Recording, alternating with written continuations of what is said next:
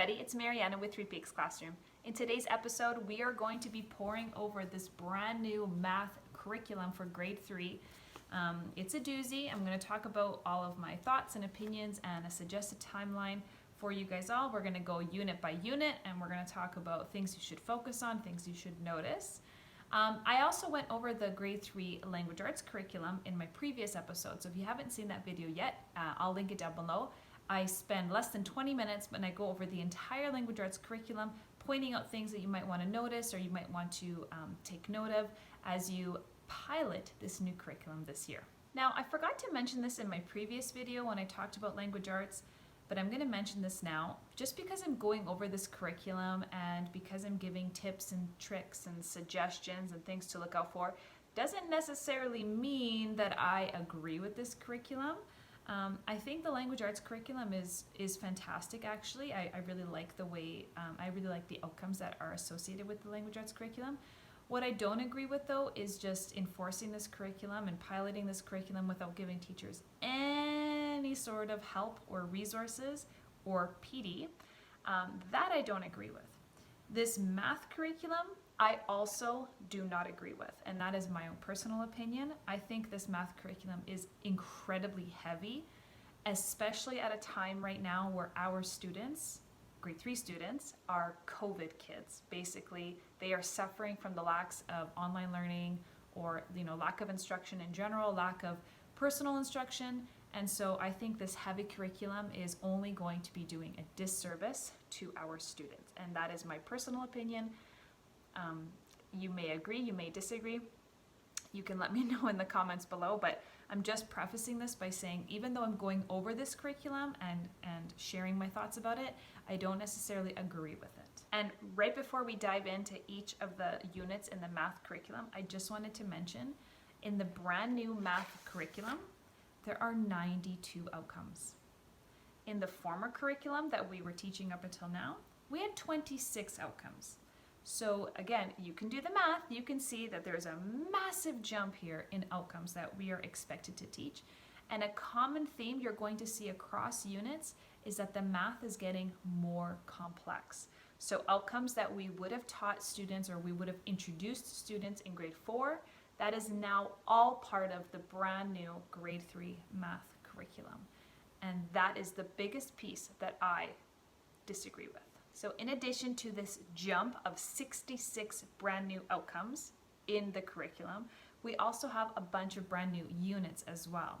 So my recommendation to you is to go ahead, pause the video, make sure that you print off the curriculum for yourself, because we are going to be marking up this curriculum with some tips and ideas and things to keep in mind. I'm going to be going over my ideas and my thoughts, so if you haven't already, I would pause the video, print off the document, and then bring some markers and pens, and let's mark up this curriculum. Okay, and I explained it in my language arts video as well, but I'm going to explain it in this video. I have laid out this curriculum in a way that makes sense to me. So each unit has a number. So for example, the very first unit is place value. I gave it a number 1. I also underlined or highlighted the key idea here, the key understanding for place value. And then each subsection got a number. So this would be subsection 1.1. And then all of the outcomes in that subsection got a number. So if I wanted to reference outcome 1.1.9, you would go to the first unit, first subsection, and you would look for the 9th outcome, which is whatever, okay? That's how I've organized the math curriculum as well as the language arts curriculum. So let's go over the units. The very first unit, like I had mentioned, is place value. This is the first unit that I like to start with my students. It talks about having an understanding of place value up until 100,000. In the former curriculum, students were only expected to understand up to 10,000, so there is a big jump there. But kind of like I explained to my students when I taught a split grade 3 and 4, if you can do, if you can do place value up to 10,000, you can do it up to 1 million, 1 billion. Once you have that understanding of place value, it really doesn't matter how big of a number you have, because you can understand the groups of families that belong in that place value. So it is a big jump, but again, as long as the kids have that foundation, then they should be able to easily make the jump from 10,000 to 100,000.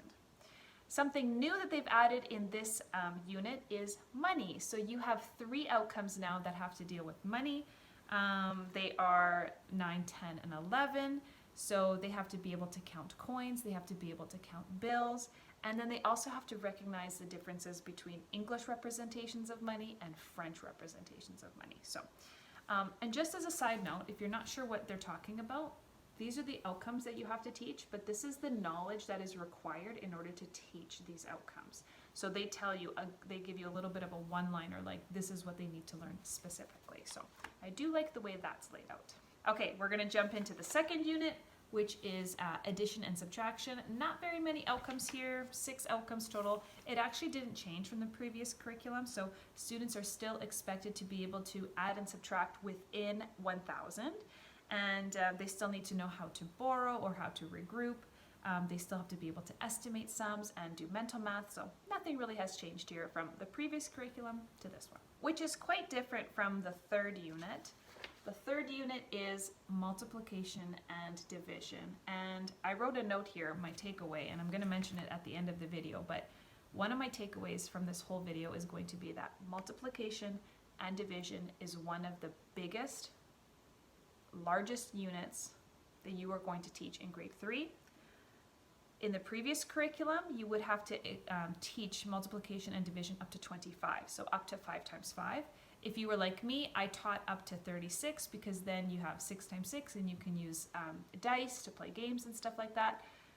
But now we need to teach it up to 100, so that's up to 10 times 10. And that's a lot of learning for the kids to do in a very short amount of time. There are a lot of outcomes. So there is a subsection 3.1, subsection 3.2, and subsection 3.3. Students are also going to need to learn how to divide with remainders, and they have to explain visually, pictorially, numerically what that represents, what that means. And then all the same previous outcomes from the last curriculum where they're going to have to show what does multiplication times 1 or times 0 look like? What do arrays look like in multiplication and division? Can you relate multiplication to repeated addition? Yada yada. All of that is still the same, but we jump from up to 25, we jump now to 100. So if there's nothing else that you take away from this video, just understand that multiplication and division is going to be a massive unit in grade 3. All right, next unit, number 4, fractions. In the previous curriculum, we had 1 outcome for fractions, just 1. And it was relating parts to a whole and recognizing the denominators.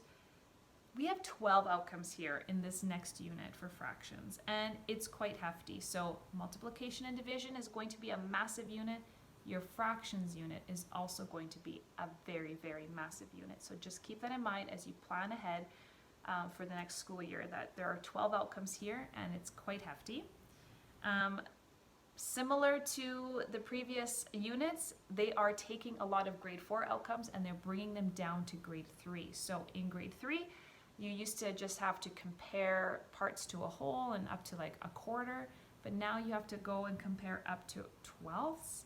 You also need to have benchmarks on a number line, and students have to be able to place a fraction on a number line, which I taught in grade 4, and that's not an easy concept to teach. That took me a solid 2 weeks for my students to understand. Granted, I did teach it online during the pandemic, but still, it was a really difficult concept for students to compare fractions and being able to label them on a number line. So just keep that in mind. You're going to want to spend a good chunk of time going over fractions. The next unit I have here is unit number 5. I've just labeled it algebra. It's very similar to the, in the former curriculum, there was a unit called variables and equations, and it's basically giving students an equation and having them understand that this side is supposed to equal this side, and if there's a piece missing here, how can you solve for that missing piece? So we're just kind of introducing students to the basics of algebra. Unit number 6 is your geometry unit. Again, another pretty big unit. In the former curriculum, students would have to look at 3D objects or 2D shapes, and they would have to sort them based on, attributes. Here, they also have to do that, but you're also looking and introducing students to words like parallel lines or perpendicular lines, and there's an entirely new subsection all on transformations. Now that is only one outcome, but it's still included in geometry. So again, geometry is, sorry, that was my dog. Geometry is a bit of a bigger unit. There's only 6 outcomes here in the geometry unit, but there's some new vocabulary and new understandings here. Unit 7 is the one that I have the biggest beef with. This unit is measurement, but measurement is specifically related to distance. Now, the reason why I have the biggest beef with this is because not only are we teaching students metric units, so centimeter, meter, kilometer, but we also are required to teach students the imperial units. So relating inches to feet and yards. That is going to be so confusing for students who are trying to understand the metric system, and then all of a sudden now we're also teaching them the imperial system. So that's my biggest, like, what were you thinking, government, when you created this? Yeah, we're also going to have to relate inches and feet to centimeters and meters. They're going to have to relate those. They're going to have to compare them. That's going to be redonkulous in the classroom. That's just my opinion from my years teaching grade 3 and grade 4. I think that is going to be a huge confusing lesson for the students. But anyways, that's unit number 7. We're talking about distance. So there are 3 subsections here. We're also talking about perimeter, and we're talking about benchmarks. So being able to estimate based on a referent that a student can decide on. Unit 7. Okay, moving on. Unit number 8. Yes, there's a lot of units here. Unit number 8 is also measurement, but we are measuring angles here. So this is where we are totally brand new unit. We've never talked about angles before, so students here are getting an introduction to angles. They're basically understanding when 2 arms come together, that creates an angle, and angles can be different sizes. And when 2 angles come, or when 2 arms come together, that's a vertex. So we're just basically introducing students to angles. 7 outcomes here, so it is a sizable unit, but it's completely brand new. We did not have this unit in the previous curriculum, so something you're going to want to add to your year plans. Would you believe we're still not done? Our 9th unit is numerical patterns, and so the reason why I emphasize numerical is because all of the outcomes have to do with numerical sequences. So gone are the days of having, just picture patterns or image patterns. Now it's numerical patterns. So can we do skip counting? Can we go skip counting backwards? Can we do, an infinite sequence? Can we do a finite sequence? So that is all in this unit. The finish line is in sight. We have 2 more units to cover. Unit number 10 is telling time. So in this unit, we have 5 outcomes to teach. We used to only have 2 outcomes, I should say, in the previous curriculum, and it was like, choosing the best measurement of time for certain activities, which I liked that. I really liked that outcome, but now it's more comparing, specifically relating the passage of time. So if I say it's 20 past 5, that also means that there's 40 minutes until 6 o'clock. So that is, again, tricky. When I taught it in grade 4, that was tricky for my grade 4 students to master. So I would even spend every Tuesday morning, we would have a Telling Time Tuesday block of time where we would practice that. We would have our handheld clocks and we would practice telling time, and I would give the students a time, and then they would practice telling me different ways of sharing the time. So, yep. Another new outcome here too is now we're also teaching students about the 12-hour and the 24-hour clock. So again, they borrowed outcomes from the grade 4 curriculum and brought it down to grade 3. There's only 5 outcomes, but from my experience, telling time is one of the most confusing units to teach to my students. Okay, and the last unit that you are going to teach in grade 3 math is data analysis. There's nothing that's out of the ordinary here. It's all pretty standard, except for one outcome. And this outcome I have a big question mark around. And the outcome is that students need to examine First Nations, Métis, Inuit representations of data.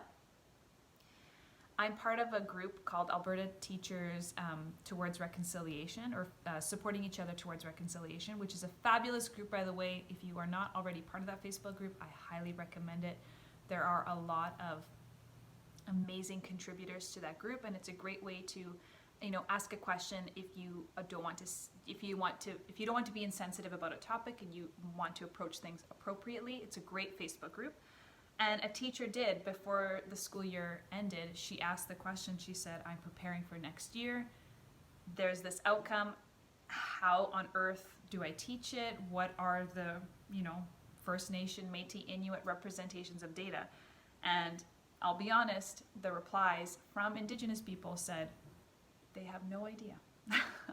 They don't know what the government meant in terms of this specific outcome, and they were kind of trying to give suggestions on how to teach it, but they were also stumped as to what this outcome is implying. So if you know what they are trying to reference here with this outcome specifically, this FNMI outcome, please let me know, because I'm very curious for when I go back to teach.